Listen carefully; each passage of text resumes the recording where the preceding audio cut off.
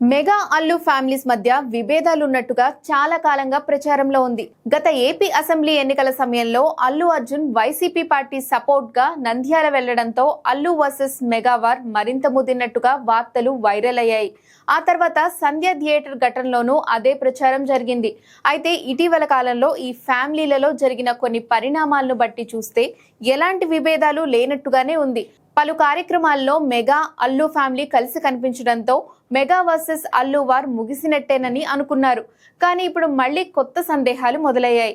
మొన్న చిరంజీవి ఇంట దీపావళి సెలబ్రేషన్స్ వేడుక ఘనంగా జరిగింది. నాగార్జున, వెంకటేష్ తో పాటు నయనతార ఫ్యామిలీ కూడా ఈ వేడుకలో సందడి చేసింది. అదే సమయంలో ఉపాసన సీమంతం కార్యక్రమం కూడా జరిపించారు.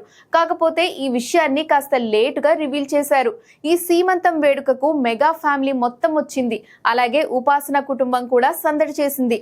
అయితే దివాళీ పార్టీ ఫోటోస్ లో కానీ, ఉపాసన షేర్ చేసిన సీమంతం వీడియోలో కానీ ఎక్కడా కూడా అల్లు ఫ్యామిలీ మెంబర్స్ కనిపించలేదు.